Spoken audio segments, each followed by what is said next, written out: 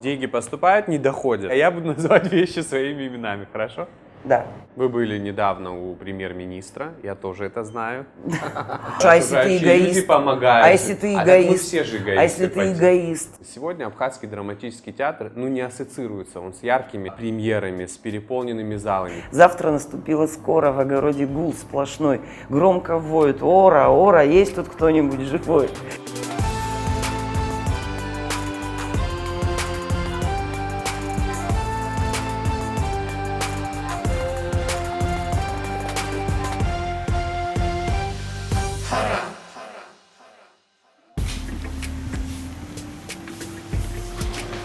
Доброе утро. Доброе утро. Мне нужно 2 кофе для меня и для моего сегодняшнего гостя. Покрепче, нет, что-нибудь покрепче, чтобы мы проснулись. Нам нужна бодрая беседа. С вас 220 рублей. А я могу расплатиться мобайл кошельком? Да, конечно. Напомни, пожалуйста, сколько с меня? 220. Все, отлично. Я не дружу с цифрами. Все, отлично. Спасибо Быстро большое. и удобно. Спасибо вам. Раннее утро, выходной, за окном дождик, мы сидим в очень уютной, крутой кофейне, на мой взгляд, самый крутой в этом городе, пьем вкусный бригантиновский кофе. И мне кажется, это отличная возможность на откровенную, хорошую беседу. Здравствуйте, спасибо большое, что пришли. Здравствуйте. Мадина, я, как правило, готовясь к интервью, в первую очередь захожу в интернет и начинаю искать что-то о человеке в интернете. И вот вы тот случай, когда я, в общем-то, фактически ничего не нашел. У вас даже и социальных сетей нет, я так понимаю, правильно? Они закрыты. Потому что вроде для современного человека сегодня, это уже удивительно. Это вот как-то намеренно такое, вы пытаетесь скрыть себя, информацию о себе, и с чем это связано? Вообще, на самом деле, я веду такую тоже с собой борьбу, да, вот этот переход. Я все же немножечко ребенок Советского Союза, да, правда, не скрою, да, какой-то некий такой переход в освоении этих гаджетов всяких, да, и нет, у меня есть соцсети, и они просто, одни из них закрыты, допустим, в одной из соцсетей я забыла пароль, и неохота заново, да. Понимаете, дело в чем? Дело в том, что та информация, что мне нужна, я ее добуду, да, и другим способом, да, вот. А о каких-то разговорах и так далее я узнаю вокруг, в общении с детьми, и нет такой вот необходимости в этом, да. Не то, что нет времени на, я просматриваю новостейные какие-то, да, моменты, но больше всего всегда меня интересует некая такая, наверное, узкопрофессиональная информация, которой я очень активный пользователь вообще интернет-ресурсов, да, интернета как такового, поэтому... Но вы, очевидно, не публичный человек. И помимо поиска социальных сетей я искал какие-то большие интервью, какие-то высказывания. И, в общем-то, тут тоже, может быть, у меня способности не самые лучшие в поиске, да, информации, но тут тоже, в общем-то, информации нет, и поэтому, наверное, беседа с вами стала еще более для меня интригующей. В общем-то, информации очень мало, и мне хочется узнать вообще, как вы для себя и в каком это возрасте было, пришли к тому, что вы хотите, в общем-то, быть режиссером. Почему я эти вопросы всем задаю? Мне кажется, это такой вот все равно для абхазской девушки, девочки, да неважно, и для парня, очень такой нестандартный выбор. Да, наверное, я, несмотря на то, что уже более 24 лет в профессии, что говорит о моем возрасте, не молодом, я до сих пор считаю, что это мужская профессия. Наверное, я все же я не пытаюсь доказать обратное ни себе, ни кому-либо, просто мне это интересно, да, и, наверное, я еще не поняла, почему. Может, в один день я скажу: ах, это не мое, да. Вообще, я собиралась поступать, очень хотела поступить на юридический, на быть адвокатом, да, я была поклонницей всех фильмов голливудских и так далее про адвокатов, да, вот, и у меня было такое стремление помогать вот невиновным, да, но семейный совет как-то так поразмыслил и сказал, что навряд ли, как бы, да, вот твоя усидчивость позволит тебе учиться в этом направлении. И было решено, что пойти вот на иностранный. И я училась в 10 классе, и шла война у нас, да. Потом война закончилась, и вот в 11 класс я ходила к репетитору, занималась по английскому языку, да. И тут вот случайно, это абсолютно случайно, я увидела по абхазскому телевидению объявление. Это вот после войны Башкортостан, Республика Башкортостан, они первые, кто протянули вот руку дружбы, помощи, прием студентов, да, и был объявлен набор на актерское мастерство. Ну и так получилось, что вот я сидела на кресле, очень хорошо помню это состояние, сидела в кресле, и я поняла, что я вот что хочу, потому что мое желание стать адвокатом было взято из кино, да, вот как бы, да. Я обратил на это внимание вначале, да. Да, и поэтому вот я прям приросла к этому креслу и сказала, вот что я хочу, быть актрисой, да, сразу, естественно, без понимания о том, что это просто профессия, было только вот желание быть на экране, да, и не про театр, это совсем была как бы, да, про кино, что вот я появлюсь на экране. Ну, 3 дня уговоров папы, который никак не соглашался, который рассказывал мне, он очень хорошо знал на тот момент абхазский театр, очень хорошо знал труппу, знал весь репертуар. Мой отец не имел отношения к театру, но он был частым посетителем, он был зрителем. И он мне очень так внушал, что женщины, тем более в Абхазии, в театре, не всегда их личная жизнь может быть успешной. Он приводил примеры актрисы и так далее, и он мне эти 3 дня говорил о том, что я хочу, чтобы ты была вот счастлива по-женски. Ну, да, извините, вот, забегая вперед, он оказался прав или нет? со временем я приоритеты счастья изменила, как бы, да. Я понял, да. И вот возвращаясь к выбору профессии. Да, ну вот я его, мое желание, скорее всего, да, и он не стал мне перечить, и он сказал, ну хорошо, раз ты так хочешь, давай попробуем. Ну и приехали мы сюда в Сухум, я вообще гудаутская, я с города Гудаута, очень люблю этот город. Вот, и сдала вступительные экзамены, поступила, но когда я пришла на прием, те люди, которые меня прослушивали, они сказали, а давайте-ка ее на режиссуру. А я была, кстати, в литературе очень, как бы, да, ну, как бы очень ориентировалась неплохо, да, я знала, мне было 17 лет, я знала наизусть Евгения Онегина, да, то есть, ну, не буду скрывать, у меня больше интерес был к русской литературе. И все же, наверное, это от педагогов зависит, да, вот в школе, да, вот у меня такой контакт с учительницей произошел, вот она мне вот любовь вот к русской литературе. И, кстати, к абхазской литературе вот я где-то к 40 годам только пришла. Ну да, к сожалению, вот как бы не стыдно это было признавать. Я, ну, к 35, к 40 годам, да, то есть я некую такую вот оборот и открыла для себя просто безумный кладезь. К примеру, вот я сейчас с одной темы на другую прыгнула. Сейчас, например, если вы меня спросите, да, что ты сейчас читаешь, последние 3 года я читаю только Алексея Ночевича Гоголя.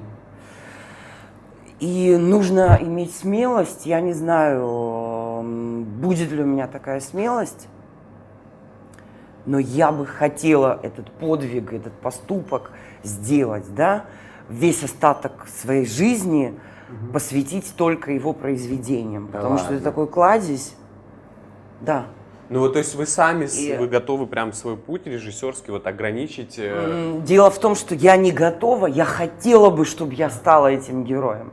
Но что-то, да, а вот, почему? Вот почему именно Алексей Инонович Гогу? знаете, иногда такое ощущение, я не литературовед, да, я простой читатель, но, к сожалению, читая художественное произведение, у меня уже такое в профессиональную какую-то привычку. А это тоже как бы, да, плохо, наверное. Ну, раскладываете Я все это уже. примеряю Ага. на кадр Мгм.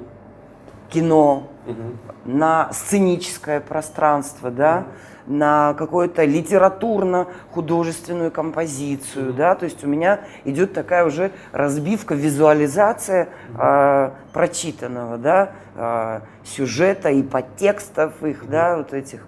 И в этом смысле Алексей Гогу это, ну, я могу сказать, смело можно назвать его нашим Маркесом, но для меня сегодня это больше, чем вот те же «100 лет одиночества». Да? «Нимб», он, кстати, этот роман «Ачикоха» на абхазском, а на русском в переводе «Нимб».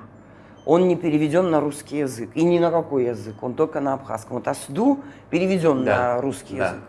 А «Нимб» — это срочно, вот просто надо садиться и переводить на все языки. Это наше абхазское, для тех, кто читал «100 лет одиночества» Маркеса. Это вот эта тема одиночества вообще человека, которая в природе просто в самой человека. Быть одиноким и и сколько в этом тем открывается, да, за этим стоит. Это вам близко не потому, что вы ощущаете себя Абхазской? одинокой? Я себя не ощущаю одинокой. Вы поймите, мы одиноки. Ну, Это не в сам плане человек того, вот. чтобы надо грустить, там, да. Конечно, есть потребность в общении с друзьями, какой-то влюбленности, взаимности этой влюбленности. Есть это желание, но суть, природа человека, она... Просто, может быть, мы этому слову одиночество придаем какой-то негативный, как бы, да, привкус. Но для меня это не негативный привкус, это поиск себя самого. Ты не можешь все же через кого-то себя найти, это невозможно. Но можно вот в такой вот хорошей художественной литературе, которая, да, умной, да, вот там понять, что ты человек Ну, все сейчас же одиночка, да? огромное Не количество одинока, людей. а человек просто одиночка. Ты не исправишь человека, да? Ты все равно будешь делать то, что ты хочешь делать. Мне кажется, сейчас огромное количество людей возразило бы вам на следующее ваше высказывание о том, что ты через другого человека узнать себя не можешь, потому что есть огромное количество написанных теорий, в которых главная суть заключается в том, что любой приходящий человек в твою жизнь, он отражает тебе там либо твои недостатки, либо твои плюсы и минусы, и вот он и все Хорошо, а если ты окружающие эгоист? люди помогают. А если ты А так мы эгоист? все же А эгоисты. если ты Пати. эгоист? Вот если, когда мы с вами сказали, кто-то Да, недоволен ты можешь собой не все читать время. это, конечно, Нет, со стороны людей. Кто-то может быть недоволен собой, а кто-то, как вы сказали, тащится от себя. Да? Ну, это я говорил до записи. Это разные вещи. Это разные вещи. Одиночество, оно для меня теплое ощущение. Ну вот да, вот тут, мне кажется, такой важный момент вы подчеркнули для меня. Да. И я, знаете, еще что хочу сказать. Я тоже увлекся вашими мыслями, и мы упустили вот первоначальный момент, когда мы с вами говорили про ваше поступление. В итоге это не было сознательным решением, меня просто вот уболтали, да? Ну вы были режиссер кино единственное, сейчас я расскажу. Единственное, чем меня привлекло принять это предложение, Тем, что мне сказали, любой режиссер, он может быть и актером, да, актрисой, потому что это как бы, да, тебе ничего не помешает, окончив вуз, выбрать вот эту профессию. Попробуй. Сказали, что есть у тебя задатки. Я не знаю, что можно было увидеть там, в 17 лет, но просто, может, мое такое неплохое, может, на уровне среднего образования, но знание литературы русской, как бы, да, русской классической литературы, может, это, я не знаю. Ну, вот я и поступила, да. Я была режиссер драмы. Я 2 курса училась на кукольном отделении, но режиссура театра кукол, режиссура драматического театра, она ничем не отличается, да. Режиссура, она и есть, как бы, да, вот, режиссурой. Потом, к сожалению, скончался педагог, мастер по кукольному, значит, направлению, и я перевелась уже на режиссера драматического театра. Готовясь к интервью, встречаюсь с людьми, с вашими знакомыми в вашем конкретном случае. И вот мне рассказали, что вы были очень близки со своим отцом, такая папина дочь. Тяжело, естественно, переживали его уход. Но вот бывает такое, что вот вы задумываетесь о том, чтобы, может быть, он сказал сейчас, уже вот посмотрев на вас, на такую, на вашу борьбу. Ну, вы знаете, он мне снится, да? Я помню, давно очень, может, лет 16 назад, 15 назад, мне нужно было для репетиции переносной магнитофон, да, который вот, чтобы актеры привыкали к музыке. И моей тете, к сожалению, тоже ее уже нет с нами. И ей приснился мой отец. Что, говорит, ты ищешь? Она его спрашивает, ну что ты искал? И он говорит, вот называя мое имя, он говорит, слушай, ей магнитофон нужен, как бы, да, и тетя моя приходит и говорит, слушай, что за магнитофон, Мадика меня называют, что за магнитофон Мадика искала, вот Сура приходил, Сура, папа мой, так, видела его во сне, как бы, да, вот, ну, это одна история, другая история, которую, наверное, я себе никогда не прощу, но для меня, как режиссера, даст Бог, это, знаете, как я дала одно интервью, где я расписала свой график работы на 1,5 года, и это не случилось. Да, и поэтому говорить о том, что я собираюсь делать, я бы сегодня не хотела, но есть одна идея, если как бы Бог даст, если все сложится. Про это я хочу сделать один спектакль. Я думаю, вы, если увидите этот спектакль, вы поймете, сейчас я вам расскажу. В те дни, когда мой отец умирал, я с ним не разговаривала. Мы поругались.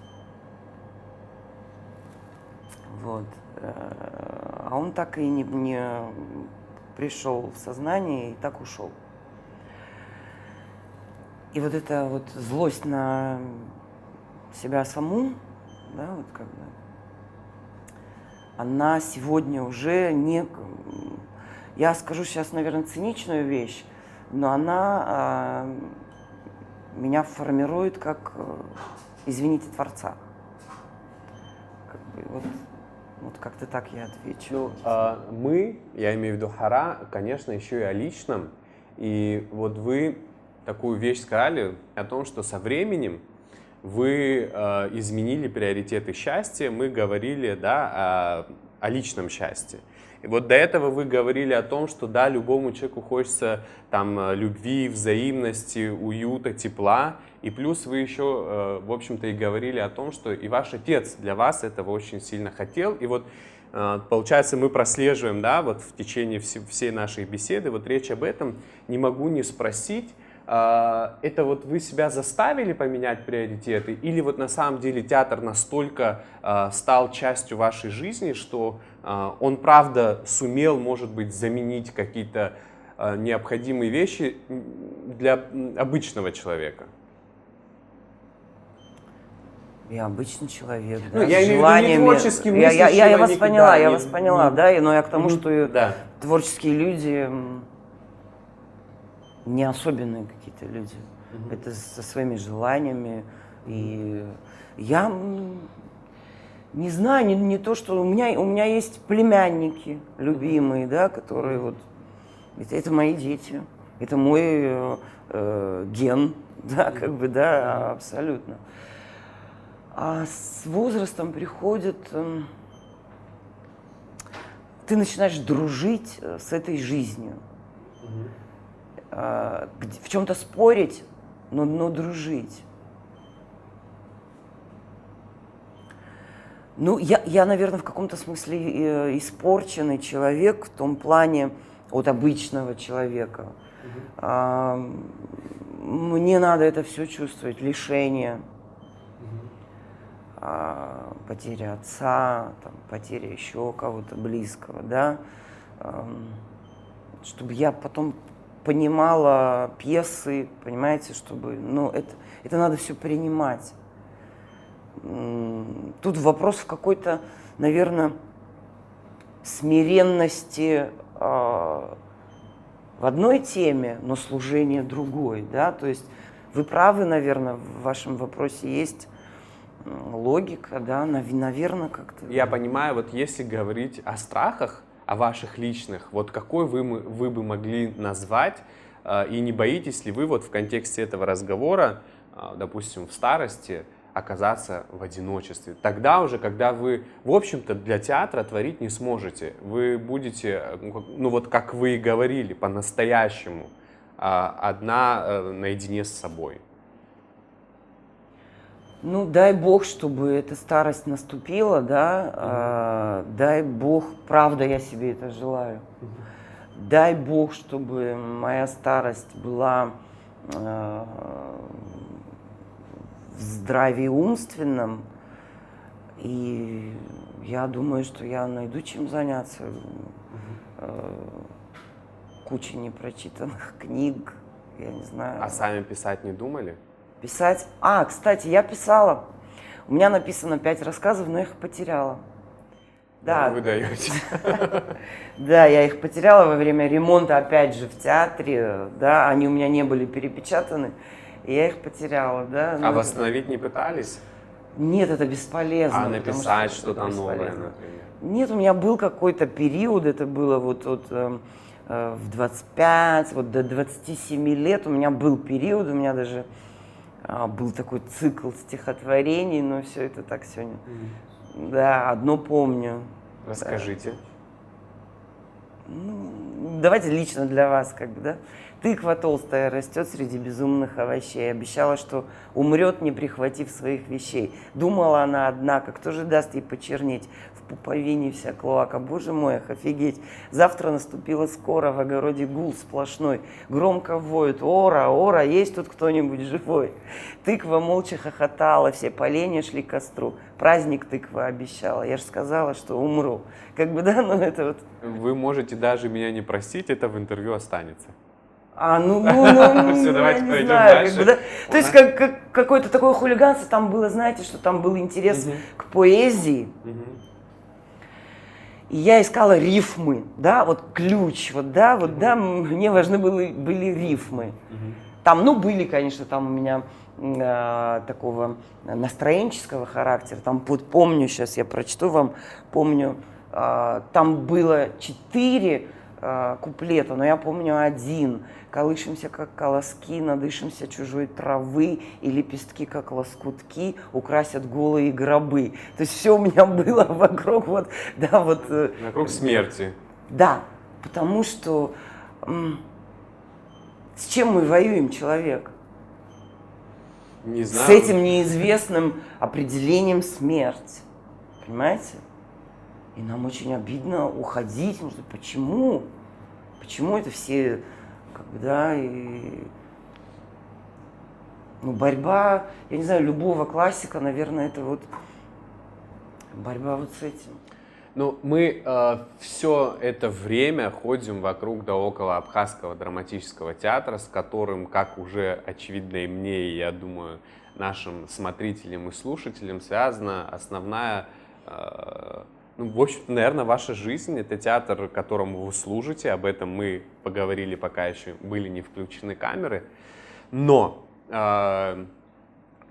не хочу никого обидеть, но и тут уже те, кто смотрит «Хара», знают, что я очень часто перед интервью консультируюсь со своими друзьями.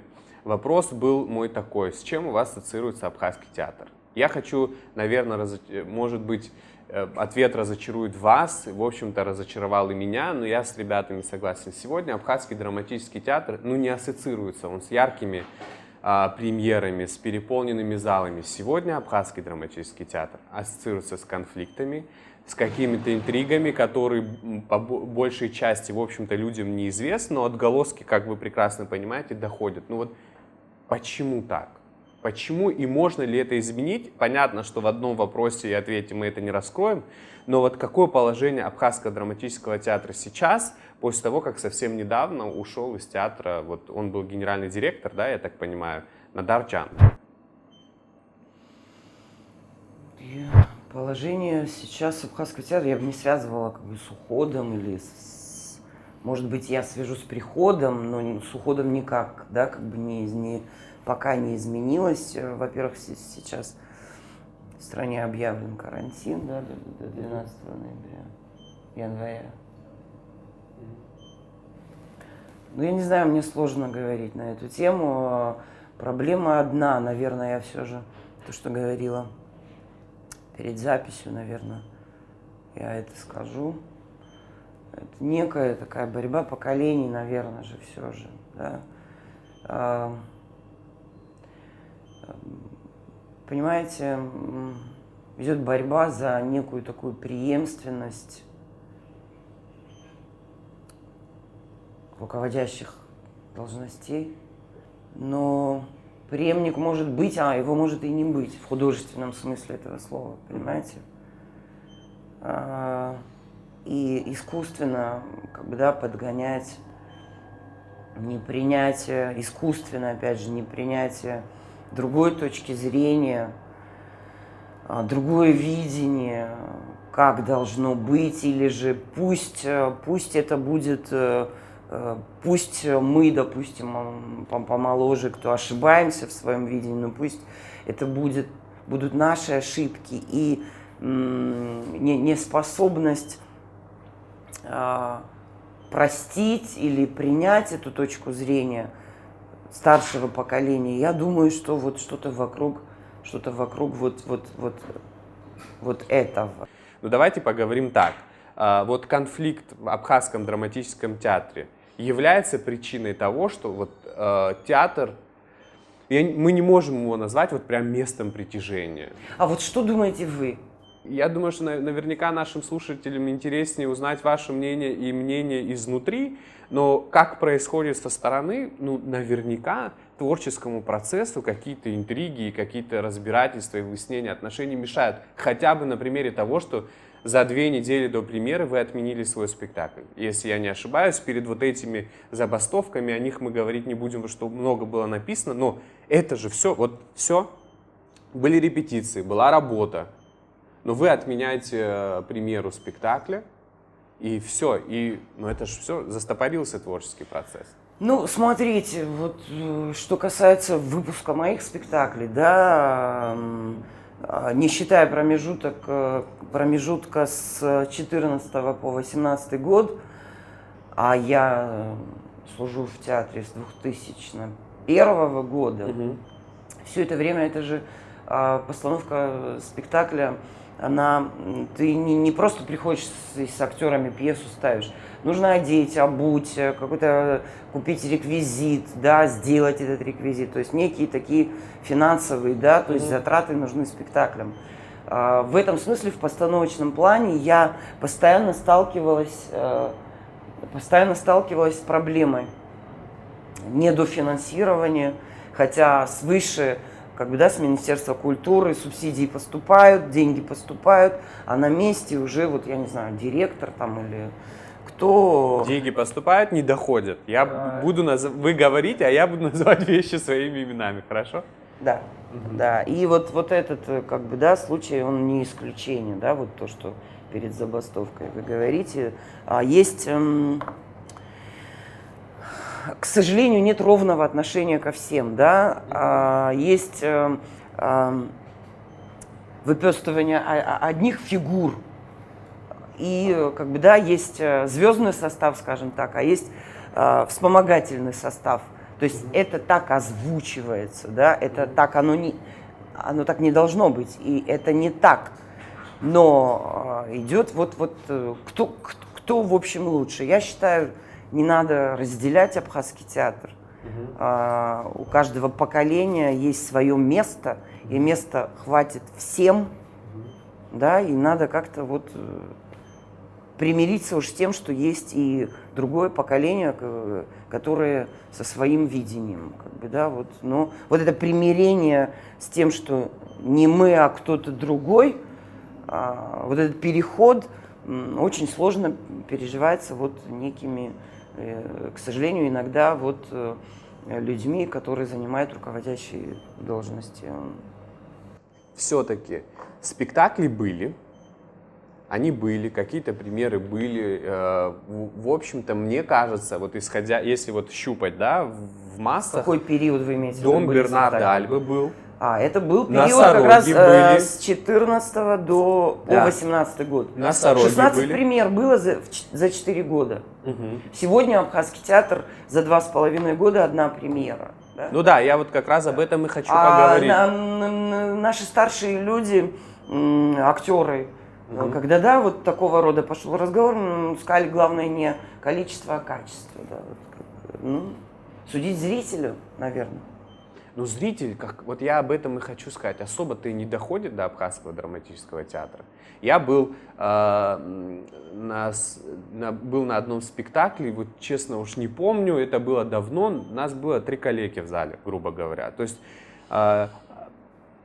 понять, в чем причина, сложно, потому что, опять-таки говорю, сегодня Абхазский драматический театр не ассоциируется у простых граждан, я имею в виду, со спектаклями, с билетами, с чем там еще ассоциируется театр. И как переломить эту ситуацию, как ее изменить, и со всеми имеющимися факторами. Как-то же, наверное, театр должен развиваться. Должен, наверное, это вопрос, я не знаю, к менеджменту. Понимаете, за эти 2,5 года часть труппы не работала, в том числе и я, да, которая, оставалась другая часть труппы. Вам, в смысле, не давали работать или как это было? Это был накопительный, характер, то есть были претензии к специальным службам, которые должны обслуживать спектакль. Были претензии, были уволены масса людей, начиная от, я не буду называть имен, потому что, от самый гениальный звукорежиссер Абхазии, которого перед тем, как его уволили, 2 года мы его просили, и этот человек был уволен, потому что был неугоден другому режиссеру, да? То есть мы не стали думать о том, что полезно для театра, мы стали думать о том, чего хочет один человек, понимаете? А так нельзя. Так нельзя. Руководитель, я думаю, должен быть нейтральным как минимум к личностям своих сотрудников, к их личностям, но не нейтрален к работе. Ведь театр это индустрия тоже, да, это некий такой завод, да, спектакли это все на психофизическом уровне, да, но это тоже продукт, который тоже надо продавать. Но чтобы этот продукт создать, надо создать благоприятные условия, понимаете? Наши актеры могут прийти на репетицию. Есть один, он вообще режиссер, но он в моем одном спектакле играл как актер. У него покоился отец, он нам не сказал. И он пришел, отыграл спектакль. То есть, потому что, да, вот была благоприятная обстановка. Спектакль был назначен, его нельзя отменять, да? И это было в период с 14 по 18 год. Дальше то, что произошло, незачем эту жертву приносить, понимаете? Потому что отношение новых людей, которые вторглись вот в этот микромир, да, вот в эту атмосферу, не без помощи, да, внутри существующих тоже коалиций, вторглись, да, и нарушили вот некий такой вот баланс. Сегодня в театре нарушен баланс. Я не хочу принимать в этом участие, кто кого победит. Мы не должны побеждать кого-то. Мы не должны называть друг друга плохими словами, говорить, вы вспомогательный состав, а вы золотой состав. Этого понятия не должно быть. Мы труппа, мы коллектив. Но, к сожалению, на сегодняшний день не нашлось одного старшего, по-абхазски сейчас говорю, да, который бы назвал вещи правдой своими именами. Мы не должны служить, не прислуживать одному человеку. Мы должны служить театру. Понимаете?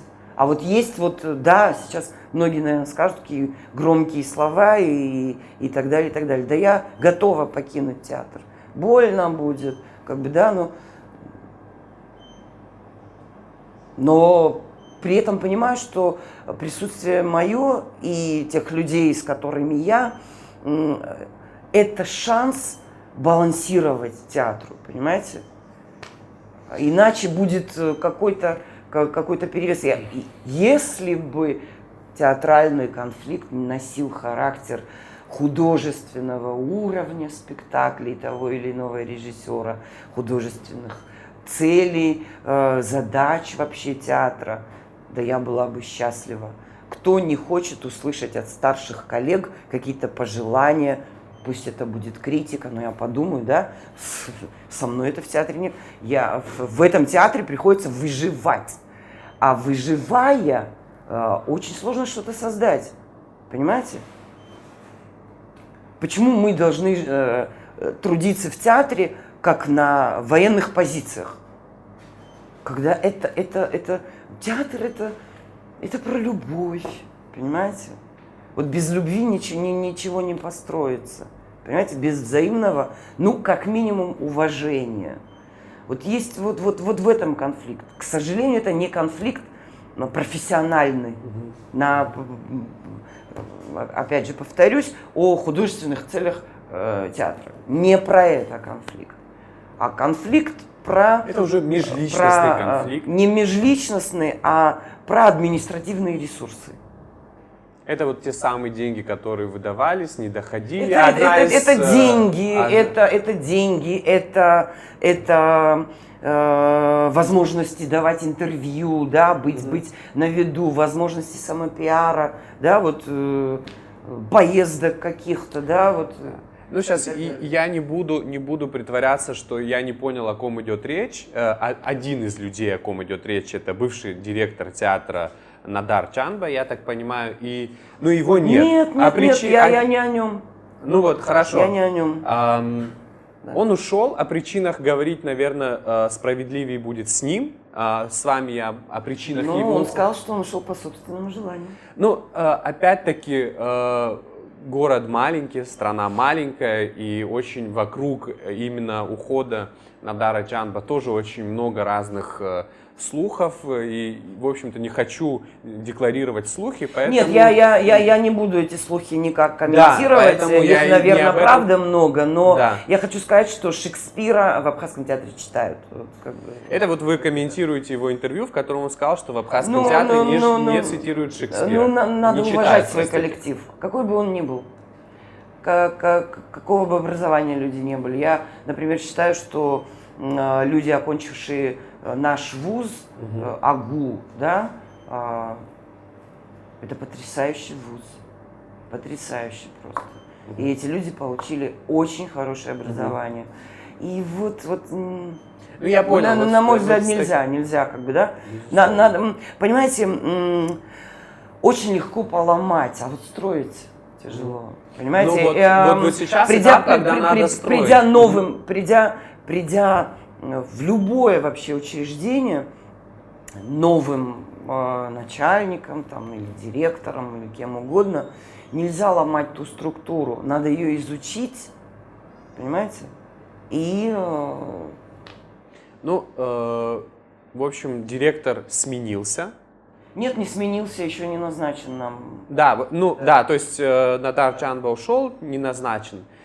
Давайте честно, вы для себя думали о том, чтобы вы стали директором Абхазского драматического театра? Нет. Вот вы бы этого хотели, думали, хотели? Нет, Вот если нет. вам сейчас предложат... Ни директором, ни художественным руководителем, потому что директором тем более нет. Там вам сейчас нужно как бы, да, обладать неким таким административным мышлением, да, в чем я абсолютно гуманитарий, да, как бы. Я прошу отбросить лишнюю скромность, допустим, и честно Это ответить не на вопрос. скромность, Я задам вопрос. Вот если вам сейчас предложат возглавить Абхазский драматический театр, вы согласитесь или откажетесь?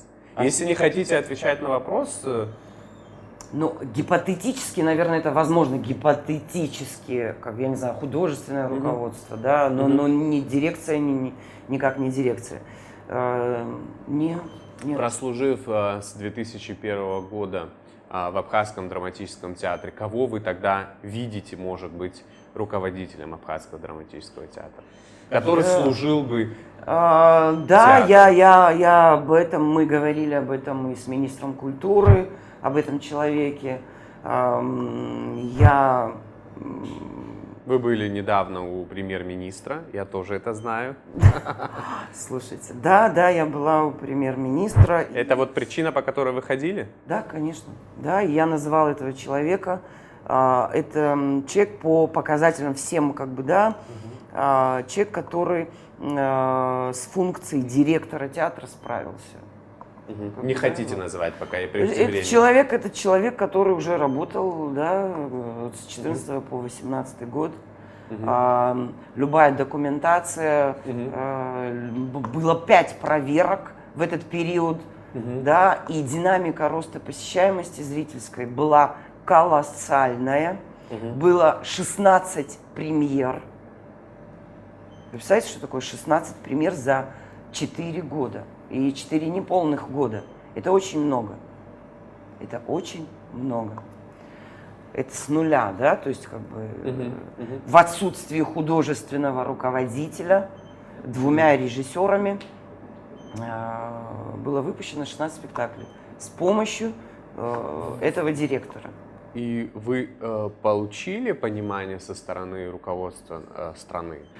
Я получила в ответ очень много критики, да, которая вот, и он, наверное, прав.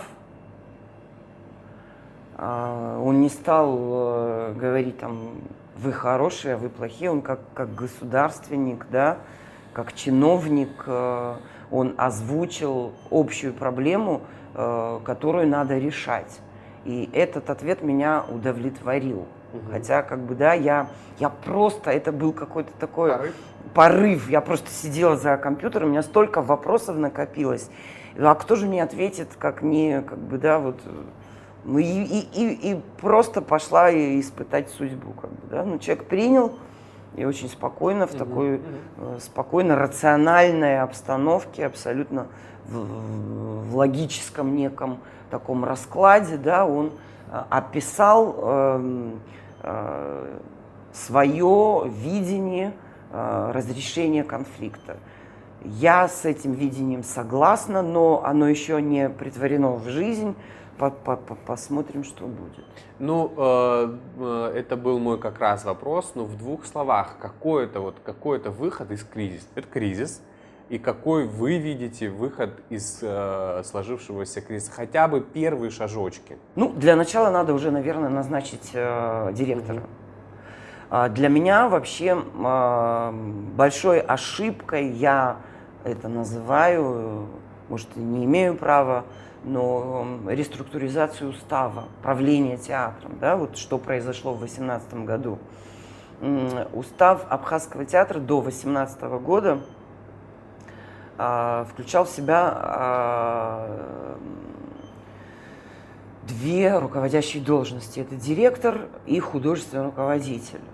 Сегодня в уставе Абхазского театра руководящей должности как художественный руководитель нет. Есть только генеральный директор. И мне кажется, вообще основная суть проблемы, почему сегодня Абхазский театр в тяжелейшем кризисе, это вот это. Ну, во-первых, единоличное правление, оно всегда порождает какие-то недовольства одной или той стороны.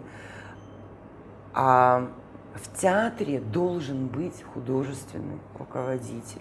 Тем более Абхазский театр — это такой, ему, кстати, я думаю, давно пора дать название академического, звания академического театра. 90 лет этому театру.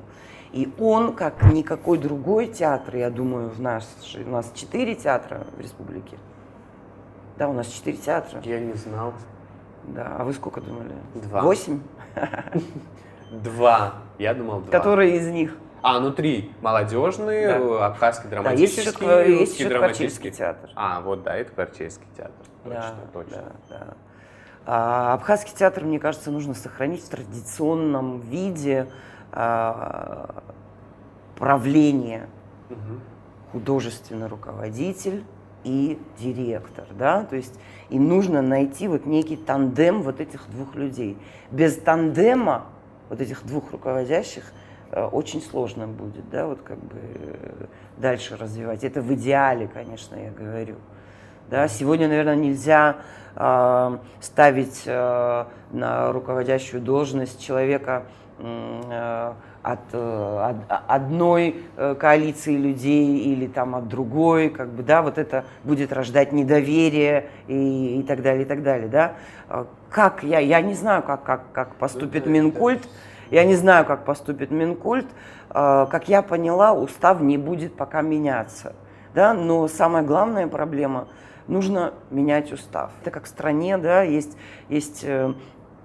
президент, есть премьер-министр, есть там парламент, да, и в нашем случае, в случае Абхазского театра, парламентом всегда был и должен быть, чего сегодня нет. И это одна из тоже причин той же забастовок художественного совета. Его просто нет. Он убран из устава, да, вот как бы там, потом, как бы, да, в устав было приписано после наших неких представлений о наших пожеланиях, мы просили вернуть хотя бы, после реструктуризации устава, мы просили хотя бы вернуть художественный совет. Но в устав были внесены изменения, там дополнения по положению о художественном совете, значит, художественный совет существует, но его назначает генеральный директор. То есть, получается, своих людей, как бы, да? Ну да, понятно. Но даже вот в этой вариации художественный совет последние 2,5 года не принимал никакого участия в жизни вот Абхазского театра. Это были люди со стороны. Нужно возвращать ту традицию, которая была рабочей.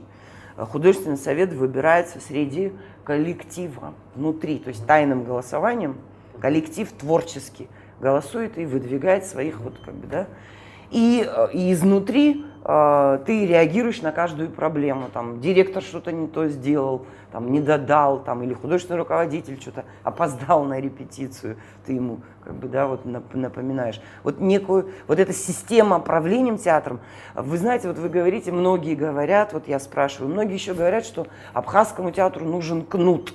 Вот надо, чтобы пришел какой-то вот такой, который... Видели мы этот кнут, да? Он не сработал. Понимаете, не кнутом нужно, а... Да, наверное, меньше профессионалом, но больше человеком. Сегодня вот Абхазский театр, я думаю, в глубоком кризисе, еще в каком-то нравственном таком понимании, понимаете? Ну, мы дошли до того, что мы друг к другу на свадьбы не ходим. Коллектив. Да это же страшная история. Понимаете? То есть до того этот раскол стал очевиден. Его вскрыли, а как его разрешить, не придуман механизм. Понимаете? Но он вскрыт. Этот конфликт, наверное, который тянется, правда, очень давно, но он не то что гасился, да, он Игнорировался. не игнорировался, а мы его все очень проходили мимо. Мы внутри, когда был худсовет, мы внутри театра решали, не вынося это наружу. Понимаете? Ну, это вот как бы, да, Не, ну, уже конфликты набитая тут давно сломанная фраза достояли. «ссор из избы», Да, да? давно, Не давно, хочется да. его Уже вынесли, давно к уже. сожалению. И это случилось за последние 2,5 года. Потому что новые люди пришли в театр и поломали вот эту красную линию, они ее стерли просто, да? А эта красная линия должна быть всегда. Это, наверное, вопрос, я не знаю, воспитанности или как бы, да, мировоззрения самого человека, руководителя, который приходит, да. Зачем он приходит? Чтобы что? Вот чтобы что? Ну, в общем, тот зритель, что есть у Абхазского драматического театра, очевидно, изголодался просто по каким-то премьерам. Есть какие-то движения в этом направлении? Не совсем поняла. Я имею в виду, что вот мы хотим премьеры в Абхазском драматическом театре, мы хотим увидеть что-то новое в Абхазском драматическом театре. Понятно, что сейчас пандемия, но она, я так понимаю, не мешает репетировать, ставить что-то новое, искать что-то новое. Вот в этом направлении работа сейчас ведется? Ну, сейчас поданы заявки на 2021 год на постановки. Я подала 2 заявки, это 2 спектакля с назначением нового директора, наверное, как-то сориентирует нас, потому что сейчас театр немножечко как бы, да, вот в таком... Не хотите говорить, что за спектакль, да, пока? Ну, Я не настаиваю, просто не спросить не да, могу, потому что, настаивать не я буду. не знаю, как бы, да, возможно, я уйду из театра. Я и это тоже не исключаю. В случае, Как бы, да, если... В случае, если та политика, которую принесет новый директор, будет вновь избирательная, да, а не объединяющей, да, мне кажется, вот вы перед этим сказали про то, что модель Абхазского театра — это мини-модель нашей общественности, я бы даже сказала, нашего государства, понимаете? Что нам сейчас государство? Вы разве не хотите, чтобы мы были все объединены? Что вот да, сейчас я начну как старушка, как вот во время войны нашей. Нас же горе, да, вот как бы сплотило, беда нас сплотила. Ну, слушайте, какими бы мы оппонентами, давайте будем оппонентами в профессии, но не как бы, да, в строительстве каком-то, понимаете? Не, ну, как Вот бы... я хочу увидеть такого человека, который объединит коллектив, который друг с другом должен работать. У нас большие потери в Абхазском театре. С огромным опытом специалисты ушли, начиная от костюмерного цеха. Понимаете, просто полный раздрай. Полный раздрай. Ни одного живого, не звуковой цех, не осветительский. Понимаете, просто катастрофа. Я не знаю, как это все поднимать. Ну вот вы сказали, что, может быть, вы уйдете и объяснили, там, в каком случае можете уйти. Вот, ну, представим, вы ушли из Абхазского драматического театра. И что?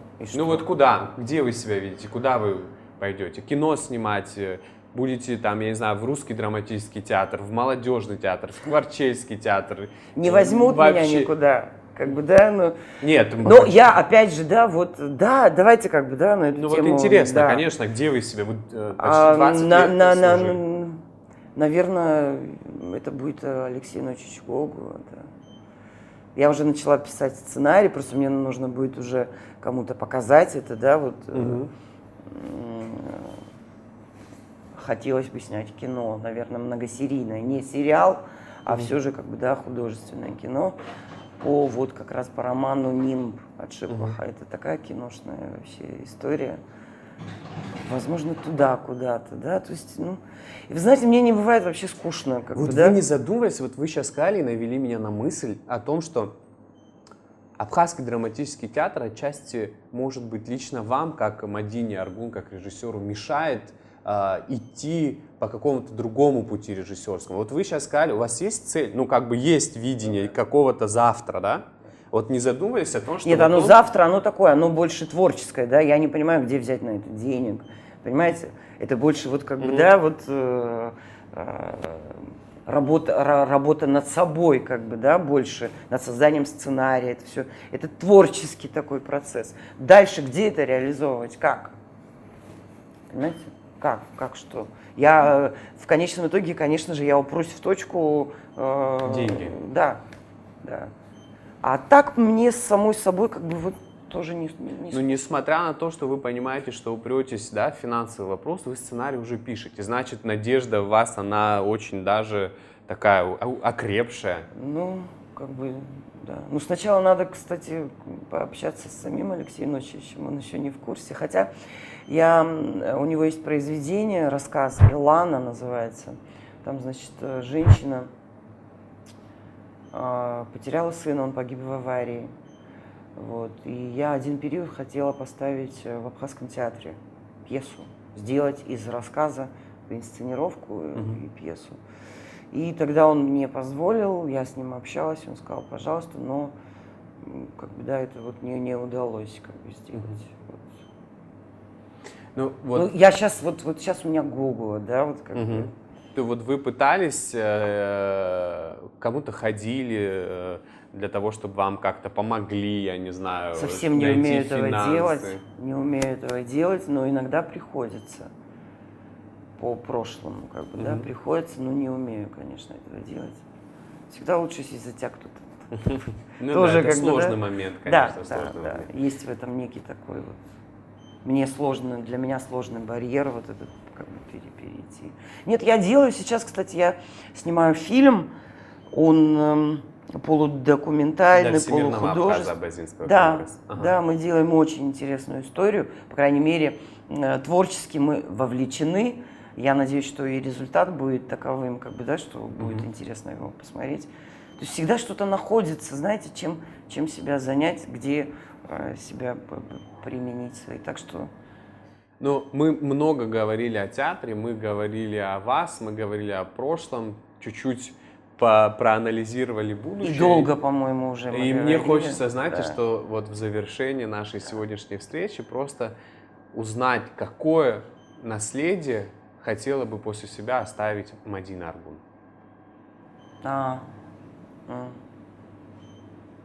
Ну, я как-то маленькое интервью я давала, и там я сказала, и до сих пор я вот как бы, да, мечтаю. Я хочу иметь свой театр, маленький. Возможно, это театр кукол. Очень хочу, да. Вот. Театр кукол, кстати, почему нет? В Абхазии нет театра кукол для детей. Я как бы, да, вот это бы я, наверное, хотела. И, наверное, оставить не учеников и не последователей, а вот чтобы потом этот театр, подготовить кого-то, и потом этот театр ему оставить. Мадина, спасибо вам большое. Я думаю, на этой такой вот жизнеутверждающей ноте мы можем завершить нашу сегодняшнюю встречу. Я вам желаю исполнения ваших желаний и очень надеюсь, что совсем скоро вы пригласите меня на вашу какую-нибудь крутую премьеру. Буду Спасибо стараться. большое. Спасибо. Спасибо вам. Отдельно хочу поблагодарить, на мой взгляд, самую крутую кофейню в городе. Это кофейня Бригантина, за эту классную атмосферу и самый вкусный кофе. Спасибо большое, Бригантина. Спасибо большое.